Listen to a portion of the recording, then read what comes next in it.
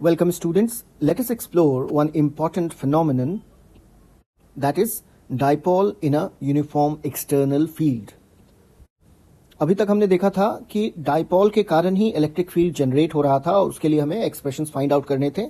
But इस section में हम देखेंगे कि डाइपोल एक ऑलरेडी एस्टैब्लिश्ड इलेक्ट्रिक फील्ड में कैसे काम करता है. अगर गिवन इलेक्ट्रिक फील्ड यूनिफॉर्म है, what does that mean? That E का वैल्यू चेंज नहीं हो रहा. इलेक्ट्रिक फील्ड यूनिफॉर्म है, हर जगह एक ही जैसा इलेक्ट्रिक फील्ड है इस स्पेस में. और इस स्पेस में अगर हमने एक डाइपोल रखा, एक चार्ज माइनस क्यू है, एक चार्ज पॉजिटिव क्यू है. डाइपोल के बीच का जो डिस्टेंस है दैट इज 2a.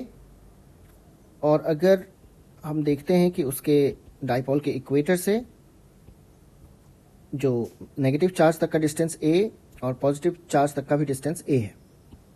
डाइपोल के इक्वेटर से जो वर्टिकल लाइन जा रहा है उसके बीच और डाइपोल का जो मोमेंट है उसके डायरेक्शन के बीच का जो एंगल है दैट एंगल इज थीटा.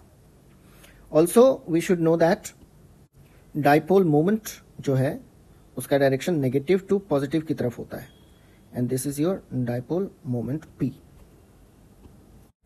अब ऐसा डाइपोल अगर एक यूनिफॉर्म इलेक्ट्रिक फील्ड में होगा तो इंडिविजुअल चार्जेस पे फोर्स अप्लाई होगा. इलेक्ट्रिक फील्ड का जो डायरेक्शन है उसके ठीक ऑपोजिट डायरेक्शन में नेगेटिव चार्ज पे एक फोर्स अप्लाई होगा, that is minus Q multiplied by electric field. और पॉजिटिव चार्ज पे जो फोर्स अप्लाई होगा वो इलेक्ट्रिक फील्ड के ही डायरेक्शन में होगा, that is Q multiplied by the electric field. Consider that this dipole is a permanent dipole, which means it is not an induced dipole. इसे electric field के कारण induce नहीं किया गया है, ऑलरेडी ये डाइपोल है. और इवन इलेक्ट्रिक फील्ड को आप हटा भी दो तब भी ये डाइपोल एस्टैब्लिश्ड रहेगा. हमने देखा ऐसे सिचुएशन में दो फोर्सेस जो हैं वो जनरेट होते हैं. So there is a force QE on positive charge and minus QE on the negative charge. And as we know, the charges are separated. और ऐसे सिचुएशन में क्या होगा, दो इंडिविजुअल फोर्सेस काम करेंगे. हालांकि अगर कंबाइंड टोटल फोर्सेस देखें तो इस डाइपोल पे टोटल फोर्स 0 है, क्योंकि इक्वल अमाउंट ऑफ फोर्स एक अपवर्ड डायरेक्शन में है और एक डाउनवर्ड डायरेक्शन में है, तो टोटल फोर्स तो 0 है. बट सिंस ये चार्जेस सेपरेटेड हैं तो ऐसे सिचुएशन में एक टॉर्क जो है इस पे अप्लाई होगा. And we know that torque is a twist force. तो एक तरह का ट्विस्ट फोर्स अप्लाई होगा एंटी क्लॉकवाइज डायरेक्शन में. इट इज समथिंग लाइक आपने एक स्क्रू ड्राइवर से एक स्क्रू को एंटी क्लॉकवाइज डायरेक्शन में घुमाना शुरू किया और इससे क्या होता है, स्क्रू बाहर की ओर निकलता है. ठीक है, टाइट नहीं हो रहा, वो लूज होता जाता है. तो इट मींस ऐसे कंडीशन में क्या होगा, जो टॉर्क के कारण जो है डाइपोल किस तरफ आएगा, टॉर्क का डायरेक्शन क्या होगा, जैसे आप स्क्रीन देख रहे हो तो स्क्रीन से बाहर की ओर, नॉर्मल टू द स्क्रीन. अगर आप पेन एंड पेपर पे ये डायग्राम बना रहे हो तो आपका जो पेपर का शीट है उससे बाहर की ओर का डायरेक्शन होगा इस टॉर्क का. और इस टॉर्क का मैग्नीट्यूड क्या होगा, तो इस टॉर्क का मैग्नीट्यूड होता है the force that is Q into E and multiplied by the arm of the couple. अब इसका आर्म किस लेंथ का है, तो 2a लेंथ का है. ठीक है, and we put sine theta, क्योंकि फोर्स को मल्टीप्लाई करना है हमें perpendicular distance between the two forces से. अब परपेंडिकुलर डिस्टेंस क्या होता है, अगर आप देख रहे हो यहां पे थीटा है एंड a इज गिवन, तो a का वैल्यू y एक्सिस पे क्या होगा, उसके लिए क्या फॉर्मूला होता है, a साइन थीटा. और ठीक उसी तरह माइनस क्यू वाले पार्ट में देखो तो ये पोर्शन भी हमारा थीटा, ये एंगल भी थीटा होगा हमारा.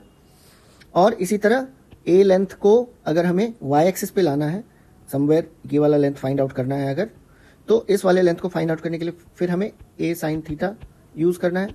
ओके, और इसी तरह से जो दोनों चार्जेस के बीच का जो वर्टिकल डिस्टेंस है that is also the distance between the two forces. ये जो दो फोर्सेज हैं इसके बीच का भी सेम डिस्टेंस है, क्योंकि फोर्सेज कहां अप्लाई हो रहे हैं, चार्जेस पे. और ये डिस्टेंस क्या हो जाएगा, a sin theta plus a sin theta, that's why in our formula it is 2a sin theta. और जैसा कि मैंने डायरेक्शन के बारे में बताया, इस टॉर्क का, इस ट्विस्ट फोर्स का डायरेक्शन क्या है, this is outward normal of the plane. जो प्लेन आप देख रहे हो स्क्रीन पे, इसका आउटवर्ड नॉर्मल, तो बिल्कुल ये बाहर की ओर हमारी तरफ आएगा, ठीक है। तो विद डायरेक्शन अगर इस फॉर्मूला को हम लिखें तो हम जानते हैं कि 2aq जो है, इसमें 2aq पार्ट है और उसको हमने मल्टीप्लाई कर दिया e से, and then we have sine theta. और आप 2aq को लिख सकते हो p, that is the dipole moment, in vector मैंने इसे लिखा है, और फिर इसको क्रॉस मल्टीप्लाई करेंगे हम इलेक्ट्रिक फील्ड से, क्योंकि sine theta is the result of cross product. That's why आपका जो ये जो फोर्स बना, ट्विस्ट फोर्स, जिसे हम बोलते हैं टाउ, टाउ और टॉर्क, टॉर्क जो है आपका that is P cross E। सो अगर आपने डाइपोल को एक यूनिफॉर्म इलेक्ट्रिक फील्ड में रखा तो कुछ ऐसा रिजल्ट आने वाला है आपको। अगर आपने इस थीटा को कर दिया 0, दैट मीन्स ये जो आपका प्लस चार्ज है ये समवेयर जाके आपका परपेंडिकुलर पे ही आके स्टॉप हो गया, और ये नेगेटिव चार्ज कहीं यहां आके स्टॉप हो गया। तो थीटा आपका अगर 0 हो गया तो फिर क्या होगा, साइन थीटा अगर 0 होता है तो उसका वैल्यू क्या हो जाता है, 0। तो मीन्स टोटल टॉर्क क्या हो जाएगा, 0। इट मीन्स कोई फोर्स अप्लाई नहीं होगा, कोई टॉर्क अप्लाई नहीं होगा। तो अगर डाइपोल मोमेंट जो है, अगर उसका डायरेक्शन आइदर ऐसा है, अगर P का डायरेक्शन इलेक्ट्रिक फील्ड के डायरेक्शन में है या ठीक उसके ऑपोजिट भी है, तो इन दोनों ही केसेस में टॉर्क 0 होगा। Okay, alright, in the next video we will be doing continuous charge distribution and then we will start the Gauss's law.